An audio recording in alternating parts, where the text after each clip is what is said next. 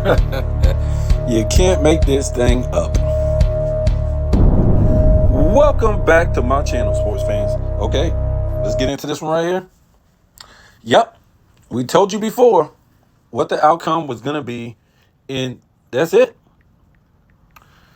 The USA men's basketball team, the Olympic team, is a joke. Is a joke. And to me, like I said before, it's a rigged schedule that favors the best team in the Olympics, right? Look, I have no problem with this team. It's a well-built team, and it was put together to win. The Dream Team was put together to win. The '08 team was put together to win. All NBA Olympic teams were put together to win. Now, sometimes they didn't win. Sometimes they struggled. But this right here is just so blatant, and we talked about this before, that the United States got put in the weakest group pool of all three, right? In that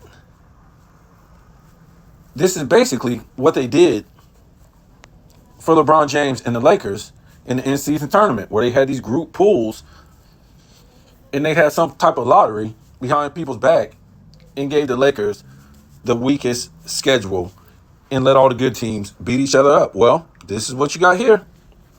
And we looked at this before, but now we're talking about who's moving on and why, right?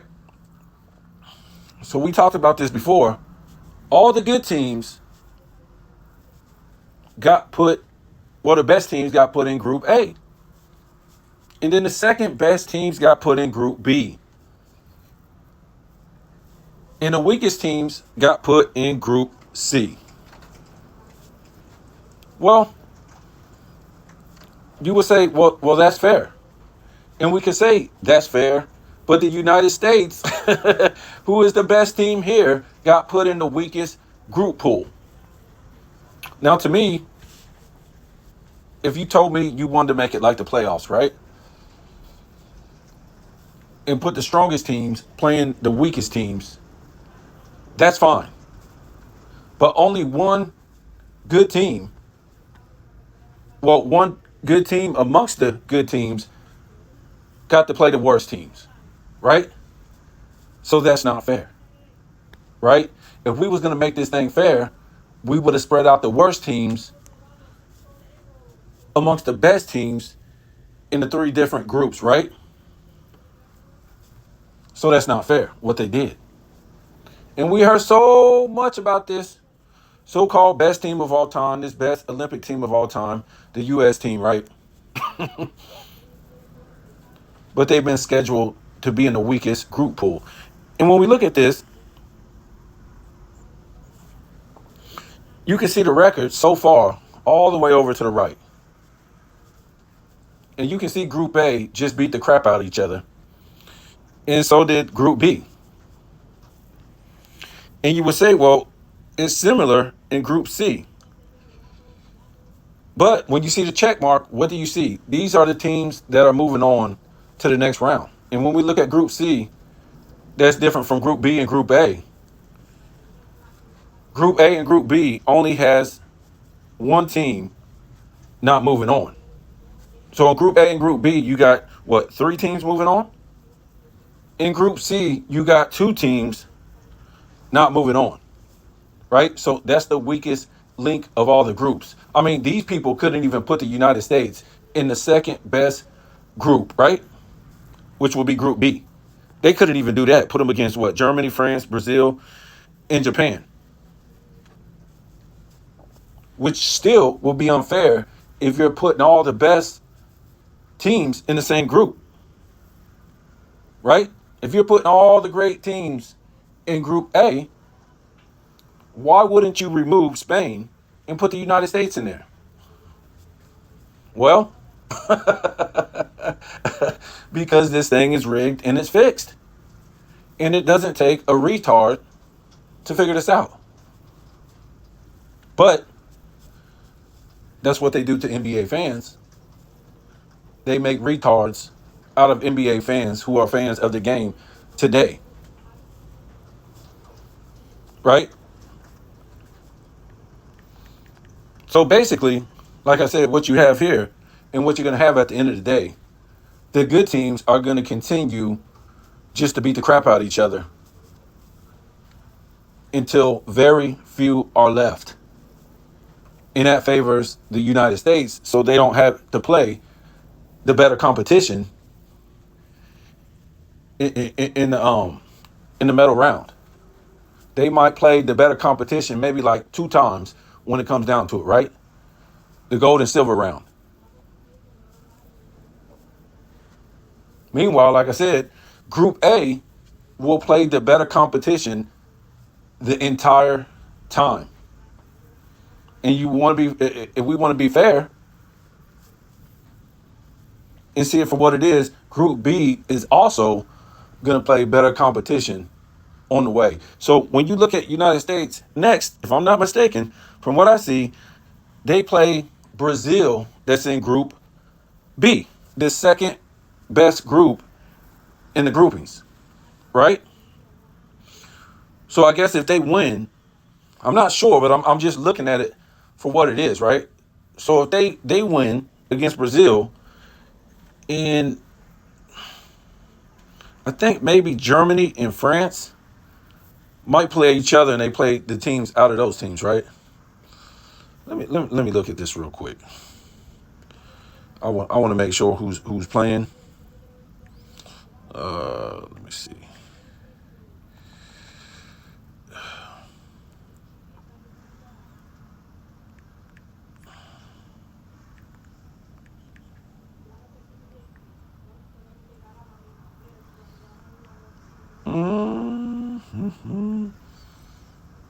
Oh, let me see. Okay, schedule. Oh, goodness. Let me see the bracket real quick just to make sure. So, yes, the United States will play Brazil tomorrow. You see how this works? Serbia is going to play Australia, which is the third best team in Group A, which is the best group, right? Um, Germany and France will play each other. If I'm not mistaken, let me see. Germany and France. Yep. So they're going to beat each other up. Um, which one did I miss? No, my fault. Germany and Greece. I'm sorry. Germany and Greece, right? So Germany and Greece is playing each other. And then you would have France and Canada playing each other, right? Let me just make sure right here. Well, this thing's so slow. So check this out. Oh, you can't make this up. So the United States will play the winner of Serbia in Australia, right? And you guys might say, man, what's wrong with that? What's wrong with that? So there's really nothing wrong with that, except for, if Serbia wins, guess what? Now the United States got to play lesser competition. And let me see what the record is. Serbia versus Australia. So Australia is 1-2, and Serbia is 2-1, right? Not saying that Australia is better because they played in a stronger group pool, right? And Serbia played in the weaker group pool. So you can also say that Joker being in there, the NBA kind of set that up for him. Who knows? You know what I'm saying? Maybe he should have been in um he should have been in Group B. Serbia should have. And they should have just put all the weak teams together, right? They should have put Serbia in Group B and put Japan in Group C and maybe put Spain. I don't know what you would do. You take Spain out of Group A and put the United States up there. Okay. So let's look at this. So the United States, when they manhandle Brazil, they'll play the winner of Serbia and Australia. And who knows what's gonna win? Who's gonna win that? But you can say that. Um, who does Brazil really have? You know what I'm saying?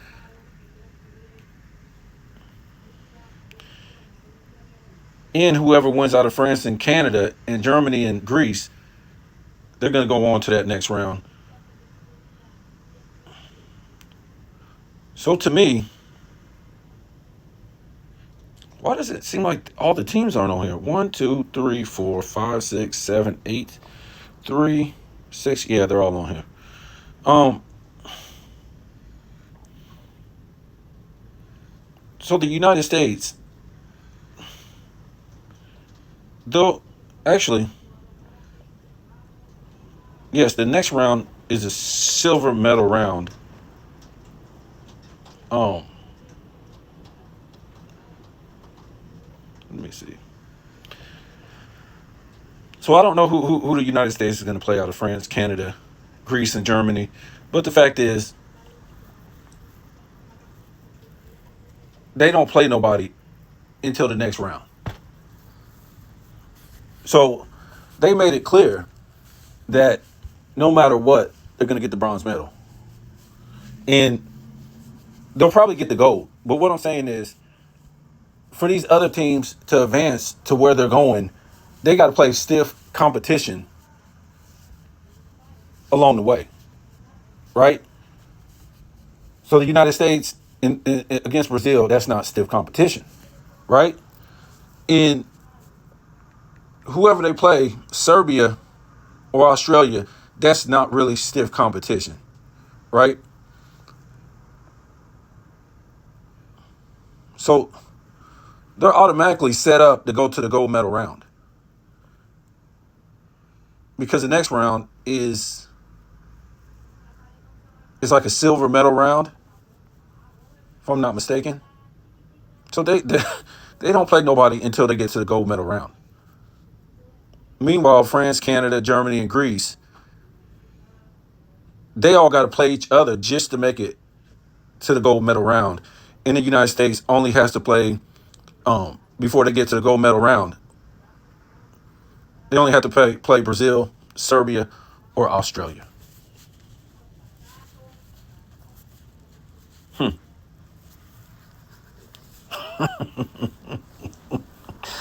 Oh my goodness. Like I said, you can't make this up, man. You can't make this up. And if, we want to come to the conclusion again that it's the best teams against the worst teams, that will be fine. If we want to do it that way, like the playoffs, right? Like the NBA playoffs, even though in the NBA playoffs, you really earn what you got because you played all season. But they didn't do this. Again, all the teams in Group A, these are the best teams in the tournament. Group B is all the second best teams in the tournament. I would say, maybe not Japan. But like I said before, you could at least put the United States where Japan was in Group B, which is the second best teams, right? Or you could have put Serbia in that Group B and took Spain out of Group A because Spain's not moving on. Should have put the United States up there. If you're going to put all the best teams in Group A, you should have put the United States up there. If you say, well, for whatever reason, I don't know what reason, and you say, no, we're going to put the United States in Group B, I guess that will be a little bit okay. But to put the United States in Group C, that's unacceptable. Look, I'm watching Olympics in volleyball, gymnastics, track and field, all these different events. Guys are going out there and competing. They're not saying, oh, I'm not going to compete against a great competition at first. I'm going to compete against the worst, especially the people who say they are the best.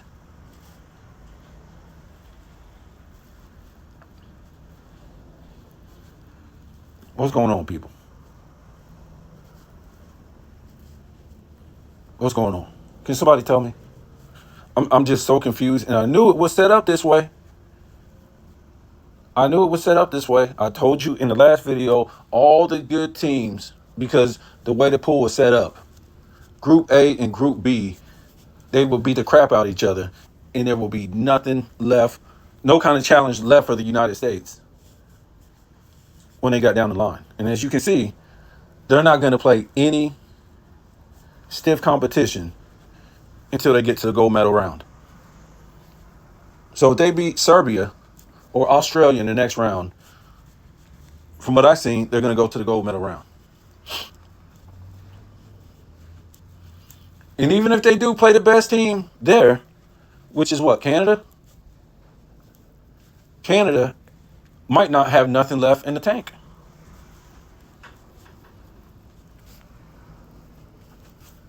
Because they've been playing better competition from Group A and Group B. Just that. Now we have Clutch Sports in the NBA running the Olympics. That's pretty sad.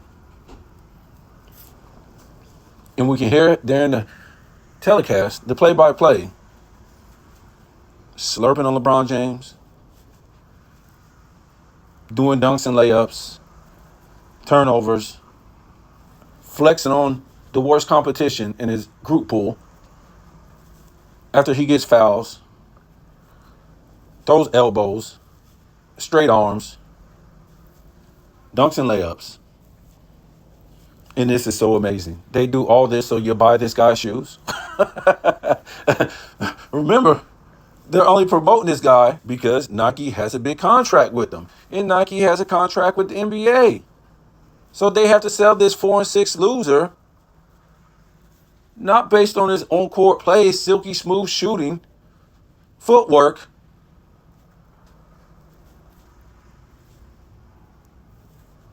but they have to sell you based on the play-by-play guys telling this fantasy about his career. It's always about what he's done. How's he doing it? Can't be stopped. Just too big, just too strong. That's how they sell this guy. Because what you actually see on the court is so different than any other NBA player. You know, the Currys. He's known for being the chef, running off screens, exhausting energy, shooting the three, being the greatest three-point shooter of all time. Durant, the mid-range pull-up, one of the greatest shooters of all time. Both of them great free throw shooters. Anthony Edwards, when he's not traveling, out there moving, silky smooth, calling him the next Michael Jordan. Anthony Davis, great two-way player. You know, and a list of guys, they just go on and on this team. What you see on the court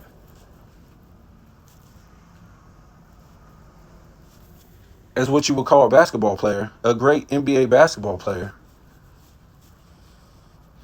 with good mechanics, good fundamentals.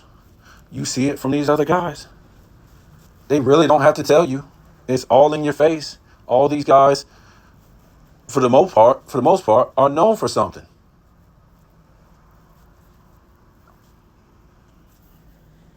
That has to do with good fundamentals and good basketball. With LeBron James, you ain't really going to see nothing. They're going to talk about his passing while he's turning the ball over, right? While he's traveling, while he's carrying the ball or dribbling the ball up to his shoulder. Wow. How could that be? How could that be? Because he has no handle. That's why he always dribbling the ball right there by his shoulder, up to his chest. Not because he's tall, because he cannot dribble the ball right there by his waist consistently. like a normal or a great NBA player would. Can't do that. He's not going to run off of screens like Curry. He ain't going to do that. He ain't going to shake and bake you like Anthony Edwards. He's not going to do those type of things and pull up like that. He's not going to shoot all over the perimeter like Durant. He ain't going to do that. He ain't going to protect the rim like Anthony Davis. He's not going to do that. He's going to do what he always did. And now it's worse. Because he, back in the day, when he was lifting weights and stuff like that, and he had a little bit more quickness, he was playing above the rim. He could just leave you and just dunk on you. Leave you and do a layup on you. Right? Now, what's he going to do? He's not playing above the rim no more. You might think that when he's got a breakaway, that's just an easy dunk. Just an easy dunk. So it looks like he's playing above the rim, but now he can't play above the rim.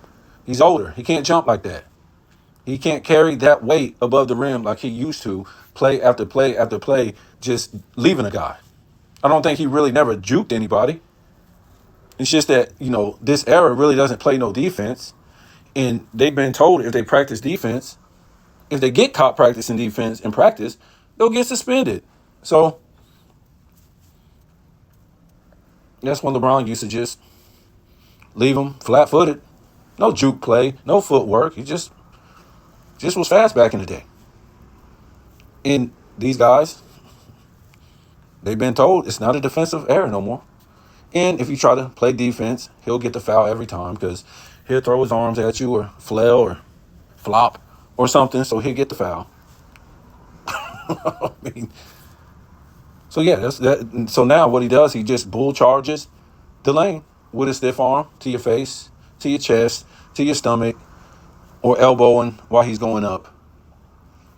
And either of those things, if you touch him, you're going to get a foul called against you. There's some surprising things I've been seeing that's, when these guys used to go to international play, it was different. It was more physical. They weren't called ticky-tack foul calls. The games were a lot closer, and the opposing team gave a little bit more effort, right? You saw when they had the team in 2008 with Kobe, LeBron, Wade, all these guys, and their opponents played a little bit tougher. They really challenged that team, and it came down to the fourth quarter with Spain. And look, Spain was good back then. I don't think these teams today are any better than Spain was. Just because you got more NBA players, that doesn't equal to fundamentals. You can take LeBron's super teams just because he had the best teams. It means nothing.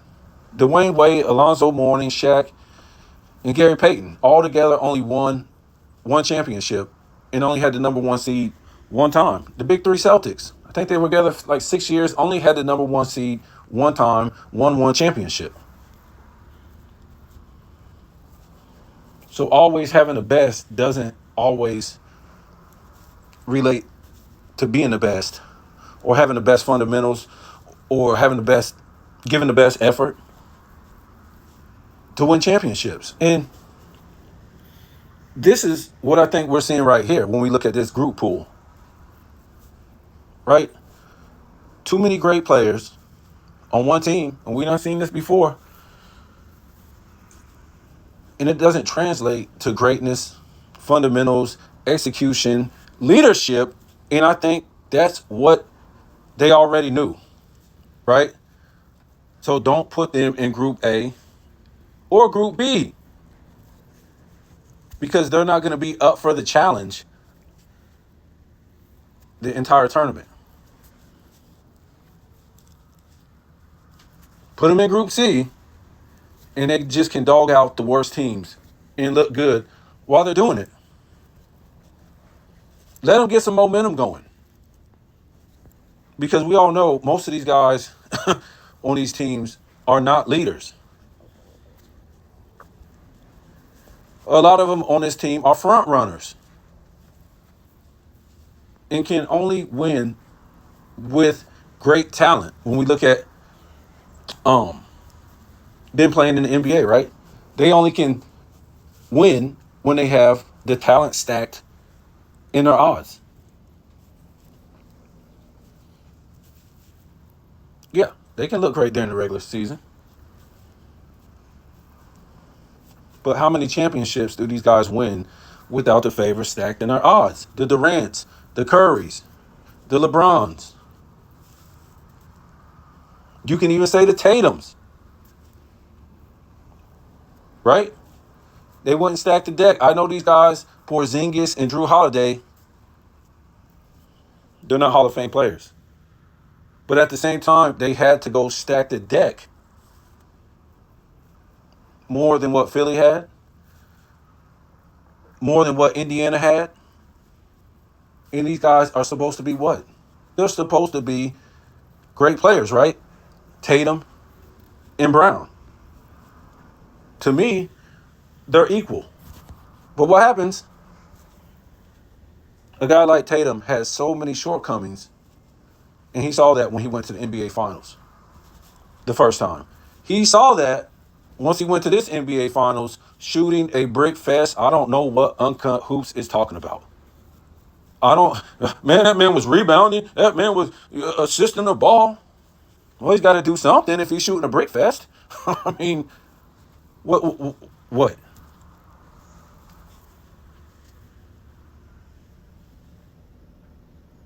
So you guys tell me what you think, man. The truth is the truth. I'm not going to be impressed if these guys win the gold medal. I'm just not.